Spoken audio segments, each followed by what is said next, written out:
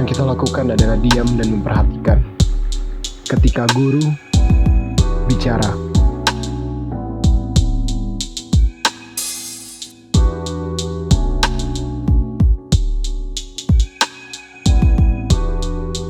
mendengar bahwa guru adalah agen perubahan masa depan. Sebab mau sebaik apapun teknologi pendidikan, sebaik apapun kurikulum, dan sebaik apapun infrastruktur pendidikan di sekolah, hal ini tidak bisa menggantikan peran guru yang mampu mentransformasi budaya sekolah. Namun mustahil adanya untuk guru bisa berinovasi sementara mereka dituntut menyelesaikan pekerjaan administrasi yang tentunya juga menguras tenaga serta pikiran. Belum lagi kalau ada perubahan dalam kurikulum. Hal ini jelas bakal menambah beban guru. Belum rampung adaptasi pendidikan dengan kurikulum yang baru, saat ini kita sudah dihadapkan dengan pergolakan besar dalam sejarah pendidikan Indonesia, yaitu adanya pandemi COVID-19. Mau nggak mau, suka nggak suka, guru harus banting setir dan tancap gas untuk menyesuaikan dengan keadaan. Berbicara tentang kurikulum, saat ini saya sudah ditemani oleh Bapak Heri Susanto, SPDI MPD dari SMA Al-Azhar Syifa Budi Solo. Halo, assalamualaikum warahmatullahi wabarakatuh, Pak. Salam guru inovatif. Assalamualaikum warahmatullahi wabarakatuh. Salam guru inovatif. Pak Heri ya, Pak Heri. Boleh sedikit cerita nggak Pak, saat ini Bapak sedang menjabat sebagai apa di luar aktivitas Bapak tentunya sebagai guru? Jadi saat ini Mas Gilang, saya diamanahi untuk menjadi wakakurikulum di SMA Al-Azhar Budi Solo. Jadi sekolah ini tergolong sekolah yang baru. Jadi waktu itu saya masih menjadi guru di jenjang SD di Yayasan Al-Azhar Budi Solo. Kemudian di 2017 kemudian Yayasan merintis unit SMA. Dan waktu itu saya dipilih oleh yayasan untuk menjadi wakakurikulum di SMA Al-Azhar Budi Solo. Oke.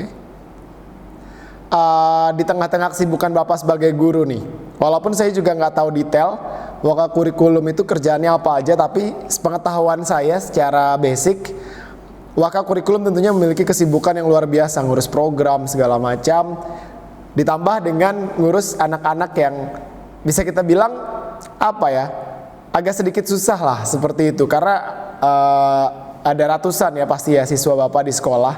Gimana sih Bapak cara membagi fokus, membagi konsentrasi Bapak sebagai wakakurikulum dan juga sebagai guru?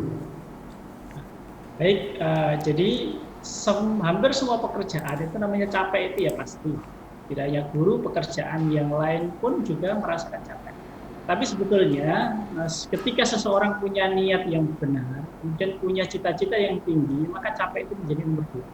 Memang sebagai wakakurikulum, selain juga mengajar, kemudian melaksanakan tugas-tugas sebagai guru, tapi juga harus mengerjakan pekerjaan untuk menjadwal guru, kemudian membagi pekerjaan, kemudian menyusun program, berpikir untuk ide pengembangan dan sebagainya. Nah, tetapi sekali lagi bahwa ketika seseorang mendapatkan jabatan tertentu, maka ketika niatnya benar, maka itu sebagai ladang untuk menambah kebaikan. Menambah kebaikan untuk bisa memberi manfaat lebih kepada orang lain. Dan itulah yang menjadi motivasi saya, sehingga walaupun pekerjaannya bertambah, tapi saya bismillah agar bisa lebih bermanfaat bagi orang lain, sehingga capek itu ya alhamdulillah bisa untuk di nomor 2 kan. Masya Allah, luar biasa Pak. Ini juga akhirnya menambah motivasi saya dalam bekerja. Karena sering banget sih Pak, walaupun hal yang lumrah ya, sebagai manusia pasti kerja lagi nih, apalagi berurusan dengan target segala macam, target lagi. Tapi akhirnya semakin saya dengar penjelasan dari Pak Heri, semakin menjadi lelah menjadi lilah ya Pak ya. Selain kita bekerja untuk keluarga, untuk instansi, tentunya juga untuk menjadi ibadah kita. Nah, Bapak tadi ngajar atau jabatannya sebagai wakakurikulum ya Pak ya, yang kita semua tahu wakakurikulum itu biasanya sebagai tangan kanannya kepala sekolah lah, bisa dibilang seperti itu. Dan kebanyakan stereotipnya wakakurikulum, wakakesiswaan itu salah satu atau beberapa tokoh yang banyak musuhnya Pak. Pernah nggak Bapak mengalami ketika Pak Heru Bapak ngambil keputusan nih, ngambil kebijakan, kemudian teman-temannya nggak setuju atau aduh apa sih keputusannya nggak jelas misalnya, pernah mengalami hal seperti itu nggak Pak? Gila. Jadi namanya setiap keputusan, kebijakan itu sekali lagi tidak bisa menyenangkan semua orang. Itu sudah di mana-mana saja. Jadi dan dalam urusan persekolahan itu memang kegiatan itu dibagi menjadi dua. Jadi ada istilahnya kegiatan akademik itu yang diurusi oleh Wakakurikulum dan kegiatan non akademik yang diurusi oleh siswa. Jadi dalam kegiatan persekolahan itu cuma ada dua itu. Jadi misalnya kalau tadi disebut Wakakurikulum tangan kanan, itu Wakasekolah tangan kiri. Ya. Seperti itu. Nah, pernah ada kejadian, jadi salah satu tanggung jawab Wakakurikulum adalah menyusun jadwal mengajar bagi guru. Ya, kadang-kadang memang ada beberapa guru yang ketika jadwal itu sudah disusun, kemudian merasa tidak adil diperlakukan. Jadi yang lain, misalnya 3-4 jam, saya bisa 5 jam, 6 jam, seperti itu dalam satu pekan. Tapi kemudian untuk di kami, dalam menyusun jadwal atau beban mengajar bagi guru, itu selalu kami komunikasikan dengan para guru. Jadi sebagai Wakakurikulum, tugas kami adalah menyusun draft, kemudian draft itu kami sampaikan kepada teman-teman, dan bisa untuk disesuaikan. Sehingga ketika jadwal itu sudah disetujui oleh semua, sehingga meminimalisir terjadinya ketidakadilan. Karena sekali lagi, beban mengajar itu kalau misalnya satu guru lebih banyak dari guru yang lain dengan hak dan kewajiban yang sama, tentu akan menimbulkan perbedaan. Tetapi sekali lagi di tempat kami ini selalu ada komunikasi dua arah, sehingga antar kurikulum dengan guru ya itu sekali lagi ada komunikasi, dan misalnya ketika jadwal itu mau difikskan begitu, maka itu sudah mengalami proses diskusi dengan para guru dan akhirnya bisa disepakati bersama untuk bisa dilaksanakan bersama. Jadi itu tentunya coba saja Mas Billy. Tentunya ada dialog ya Pak ya antara Bapak dan juga guru-guru, atau mungkin bahkan ada rapat besar gitu sebelum Bapak memutuskan untuk membuat jadwal. Oke. Nah, itu tadi bicara tentang kebijakan Bapak sebagai Wakakurikulum di internal lah, bisa dibilang seperti itu ya, di sekolah Bapak. Kalau kita bicara kurikulum in general Pak, di Indonesia yang sering banget kita tahu pendidikan atau kurikulum di Indonesia berubah-ubah. Terus menurut Bapak gimana sih sebagai Wakakurikulum menanggapinya, atau cara Bapak untuk beradaptasi dengan perubahan ini? Dan apa sih sebenarnya perbedaan yang paling dirasakan antara kurikulum saat ini dengan kurikulum yang sebelum-belumnya? Baik, jadi Mas Gilang, kurikulum itu pada dasarnya memang harus berubah. Oke. Karena zaman itu berubah. Jadi di Indonesia sejak tahun 1945 sampai sekarang itu sudah terjadi 10 kali perubahan kurikulum. Betul. Ya, jadi dan kurikulum itu memang disesuaikan dengan tuntutan zaman. Jadi kita tahu sendiri zaman itu berubah, dan pendidikan itu pada dasarnya adalah menyiapkan generasi yang bisa menghadapi masa depan. Betul. Nah, itulah susahnya kurikulum. Sebagaimana kami ibaratkan memanah. Jadi menargetkan sasaran yang sasaran itu belum diketahui. Jadi bagaimana menyiapkan apa saja yang perlu dikuasai siswa, sehingga ketika di masa depan dalam kondisi zaman yang berbeda, siswa itu bisa survive, bisa sukses. Nah, itu susahnya untuk kurikulum. Nah, makanya kemudian kurikulum memang harus diupdate sesuai dengan perkembangan zaman. Makanya sekali lagi untuk para guru itu juga harus bisa mengupdate diri. Jadi mengupdate diri, kemudian dia belajar terus, ya, karena dia harus menyesuaikan. Nah, dalam proses pendidikan itu, kadang-kadang yang jadi masalah itu, guru itu dididik dengan kurikulum yang lama, tetapi dia harus mendidik dengan target masa depan. Nah, yang ini harus kita perlu persiapkan diri sebagai seorang guru untuk mendidik siswa itu memang harus ada ilmu atau wawasan tentang prediksi tentang masa depan itu seperti apa dari kondisi sekarang yang terjadi. Oke, jadi memang sudah pada dasarnya udah seharusnya kurikulum berubah ya Pak ya, setiap dari waktu ke waktu. Dan yang salah bukan siapa yang merubah kurikulum atau kurikulumnya sendiri, tapi guru yang nggak mau beradaptasi dan nggak mau belajar, yang bisa jadi tertinggal ya Pak ya. Tapi ini Mas Gilang, jadi kurikulum Oke. itu tidak bisa berdiri sendiri. Hmm. Dia itu terhubung dengan politik, dia terhubung Oke. dengan ekonomi, dia Oke. terhubung dengan sosial budaya. Jadi dia Oke. tidak bisa berdiri sendiri.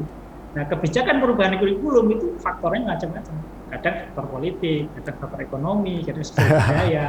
Nah, sebagai sekolah yang menjadi pelaksana dari kurikulum itu, tentu ya harus bisa menyesuaikan diri. Ditambah lagi Oke. juga harus bisa berinovasi.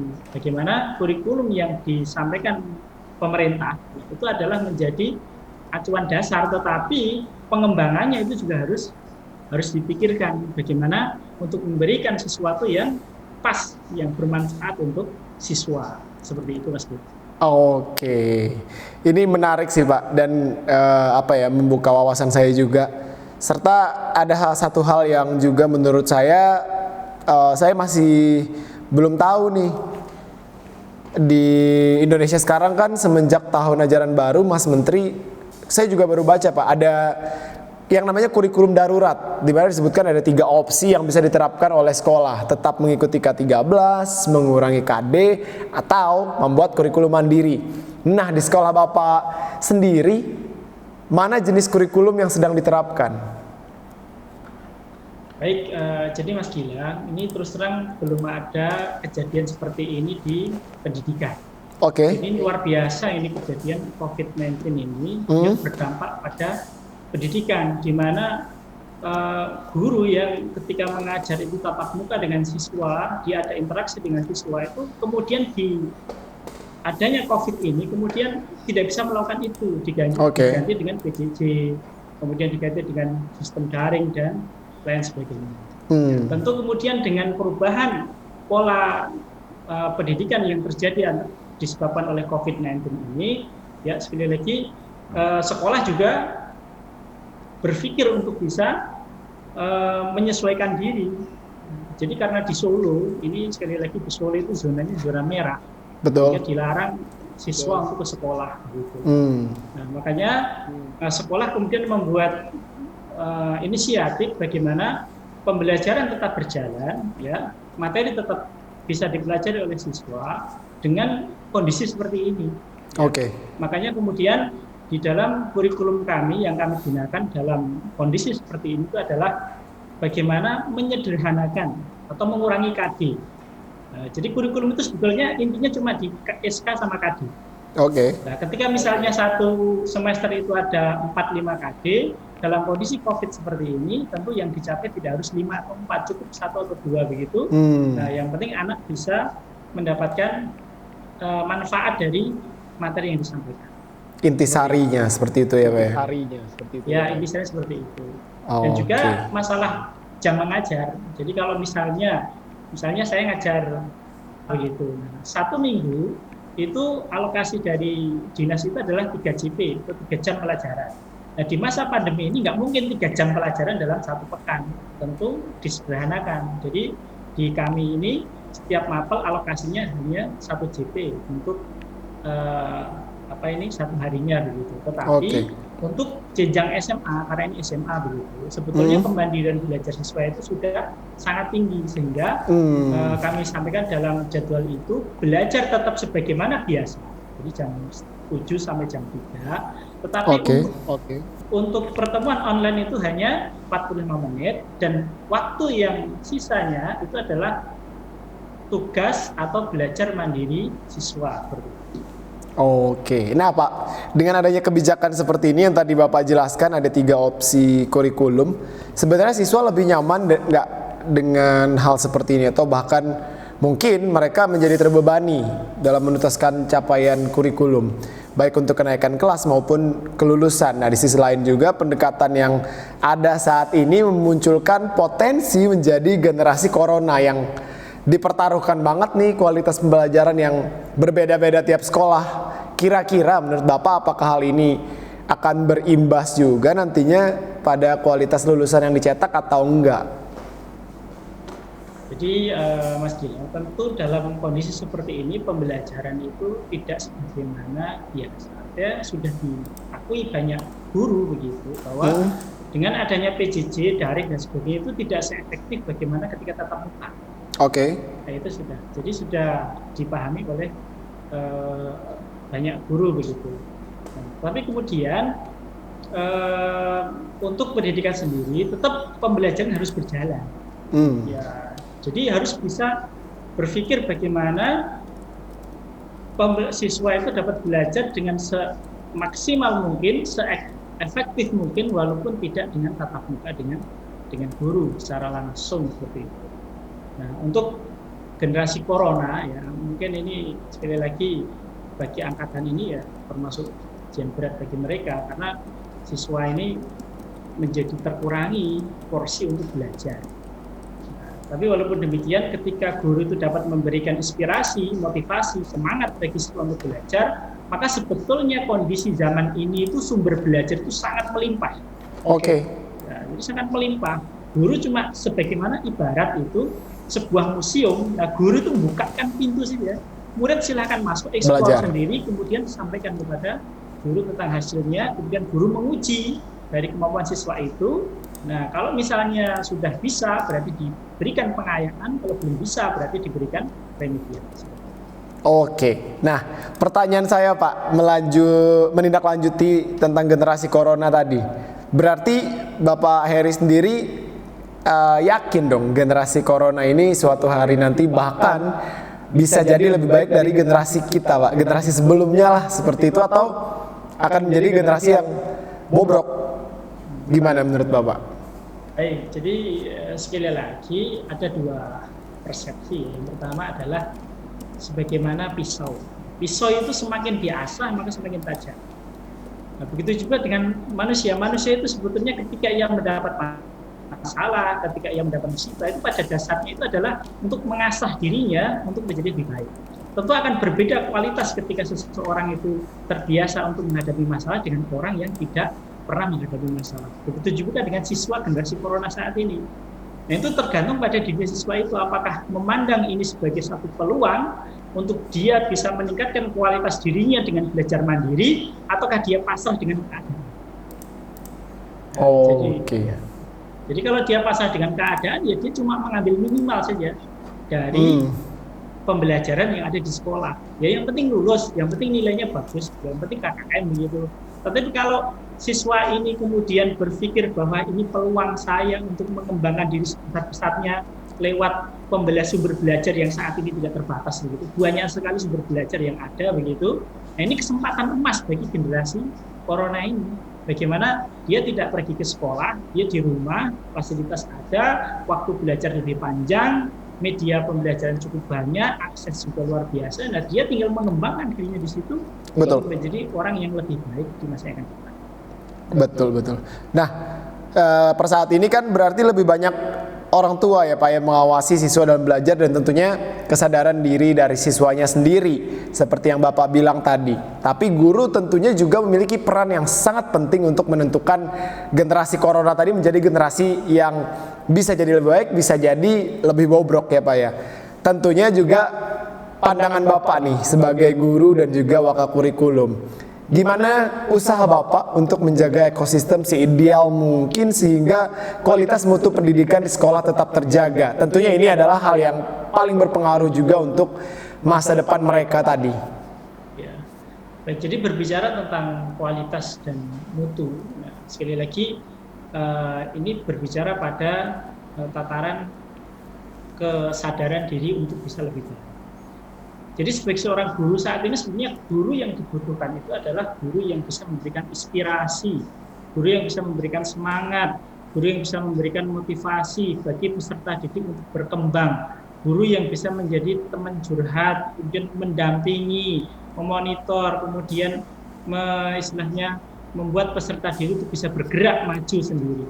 Nah, karena sekali lagi soal materi pelajaran guru bisa membuat video, mencarikan di YouTube dan sebagainya. Soal buku pelajaran ada e-book, ada macam-macam. Nah, ini tinggal guru bisa memotivasi enggak siswanya untuk bisa belajar. Nah, kalau guru itu berhasil untuk membuat siswa terinspirasi ya begitu, maka siswa akan melejit dengan sendirinya karena berbagai fasilitas saat ini itu sudah tersedia. Oke. Ya. Jadi banyak guru di sini pembuat materi juga tidak tanggung-tanggung, dari mulai video pembelajaran disiapkan, kemudian batasan materi, target materi, kemudian berbentuk teks, berbentuk suara, PPT, kemudian difasilitasi dengan conference, kemudian konsultasi 24 jam sampai segitunya. Jadi istilahnya kalau misalnya ada murid yang kesulitan untuk belajar, itu tinggal menghubungi guru di waktu manapun, insya Allah di tempat kami ini akan difasilitasi. Oke, terakhir Pak, bahwasanya kemunculan pandemik ini menjadi sebuah momen untuk transformasi pendidikan. Karena transformasi yang diperkirakan baru akan terlaksana 10-20 tahun lagi, sekarang kita kesannya seperti dipaksa untuk lebih dipercepat. Hal ini jelas menuntut kesiapan guru yang jauh lebih matang dan jauh lebih baik lagi. Tips dan pesan-pesan apa yang kira-kira bisa Bapak sampaikan kepada seluruh guru yang menonton obrolan kita kali ini atau tim pengembang sekolah di luar sana agar kita bisa menyediakan pendidikan terbaik bagi anak bangsa kita, tentunya dalam misi besar kita ya, mempercepat transformasi pendidikan Indonesia.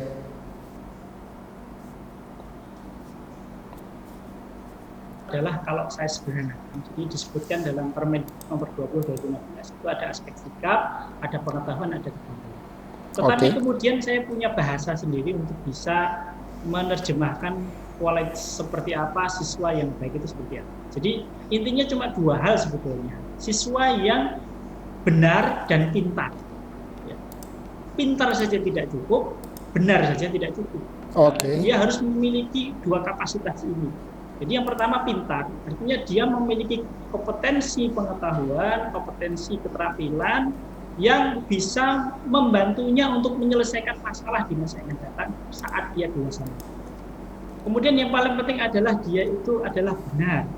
Artinya pengetahuan keterampilan yang ia miliki itu adalah dipedomani dengan ajaran-ajaran agama, nilai-nilai spiritual, sehingga ilmu yang ia dapatkan itu tidak menjadikan dirinya itu punya cara untuk berbuat jelek, tapi akan menjadi pedoman bagi dirinya untuk bisa menjadi manusia yang baik dan bermanfaat.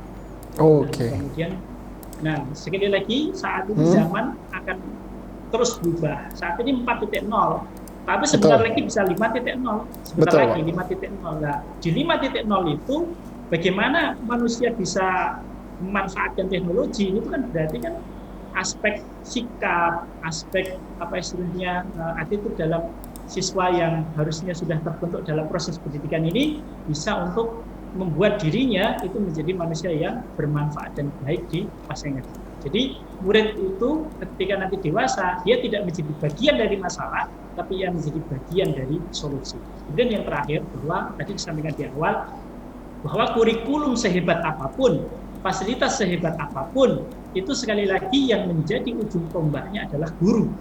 Maka ada sebuah pepatah Arab, jadi at-thariqatu ahammu minal maddah. Jadi metode itu lebih penting dari materi. Ya. Tetapi ya al-ustadu ahammu minat thariqah. Metode pembelajaran, metode kurikulum dan sebagainya itu sekali lagi bergantung pada kompetensi guru sebagai ujung tombak dari kurikulum dan sebagainya. Tetapi kemudian ada yang lebih penting lagi, waruhul ustad ahammu minal ustadi nafsi. Jadi ruh ustad, semangat seorang guru itu ya, itu menjadi lebih penting dari guru itu sendiri. Tentu akan berbeda guru yang memiliki visi, ya, guru yang memiliki niat yang benar dalam mengajar dengan guru yang hanya sekedar menjalankan profesinya yang dibebankan kepada dirinya. Maka sekali lagi, ketika menjadi profesi guru itu panggilan dari hati, akan pengaruhnya kepada siswa itu juga akan berdampak. Saat ini kita tahu sendiri kondisi moral bangsa, bisa diperhatikan bagaimana anak remaja seperti ini, itu yang salah siapa? Ya, tapi sekali lagi, dalam pendidikan itu harus ada 3 komponen yang bekerja sama. Ada pendidikan, ada keluarga, ada masyarakat. Sendiri tidak bisa, tidak kuat. Sekolah saja yang bagus, keluarga masyarakat nggak bagus ya oleng. Tapi kalau 3-nya ini kemudian bisa bekerja sama dalam membuat siswa ini menjadi baik, ya, menjadi pintar dan benar, maka insya Allah yang akan datang menjadi generasi yang lebih baik dari kita. Nah, jadi ada sebuah ayat dalam Al-Quran. Jadi waliyahsyalladzina law taraku min khalfihim dzurriyyatan dha'ifan. Jadi artinya adalah takutlah engkau ketika engkau mendidik ya anak ataupun siswa, yang anak itu atau siswa itu menjadi generasi yang lebih buruk dari dirinya. Maka sekali lagi prinsipnya pendidikan sekolah itu adalah menyiapkan peserta didik untuk bisa menjadi lebih baik dari kita minimal, ya, kemudian bisa untuk lebih bermanfaat dan berprestasi di masa yang akan datang. Kesuksesan pendidikan itu adalah ujung-ujungnya pada murid atau siswa. Betul. Ya, berbagai fasilitas, berbagai kurikulum, berbagai teori dan sebagainya itu sekali lagi dampak akhirnya itu adalah pada siswa yang menjadi subjek dari pendidikan tersebut. Betul, Maka sekali betul. lagi ketika teman-teman ada yang menjadi wakakurikulum, tim pengembang kurikulum, pertimbangan paling pokok adalah bagaimana siswa dan murid yang kita didik, yang diamani kepada kita ini, kita persiapkan dengan sebagainya, ia di masa yang akan datang itu bisa menyelesaikan masalahnya. Ia menjadi generasi yang menjadi bagian dari solusi, bukan bagian dari masalah. Karena kemungkinannya cuma dua. Kalau Anda tidak menjadi bagian dari solusi, Anda menjadi bagian dari masalah. Betul.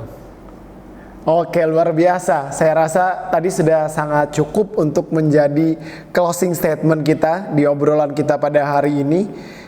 Sangat pengalaman yang luar biasa untuk saya pribadi. Semoga suatu hari saya sangat berharap saya bisa ketemu lagi sama Pak Heri atau Mas Heri untuk bisa berkomunikasi lagi, untuk bisa ngobrol walaupun gak seberat ini. Yang pasti luar biasa sih, saya mendapatkan insight, mendapatkan khasanah yang luar biasa di hari ini. Selain saya juga bisa menerapkan itu di sekolah, mungkin ketika saya jadi guru someday, walaupun per saat ini saya masih belum belum dipercaya untuk menjadi guru. Saya bisa terapkan itu juga kepada anak saya. Seperti itu, luar biasa. Terima kasih banyak Pak Heri atas obrolan yang luar biasanya pada hari ini. Sekali lagi saya berharap semoga bisa ketemu lagi di lain kesempatan. Dan salam buat teman-teman di sekolah, Pak. Terima kasih banyak, salam juga untuk keluarga. Ya, jadi terima kasih Mas Gilang dan tim dari Havex yang sudah memfasilitasi untuk berbagi. Dan sekali lagi luar biasa, ini Havex sudah menjadi salah satu lembaga yang bisa menambah wawasan bagi guru, menjadi tempat untuk saling berbagi, menjadi inspirasi bagi orang lain, sehingga guru yang menjadi ujung tombak dari pendidikan ini dapat semakin berkembang dan dampak akhirnya adalah bagi generasi penerus bangsa ini. Oke, baik. Terima kasih atas kesempatannya dan salam guru inovatif, sukses dan jaya selalu untuk Havex. Baik, assalamualaikum warahmatullahi wabarakatuh, Pak. Salam guru inovatif. Assalamualaikum warahmatullahi wabarakatuh.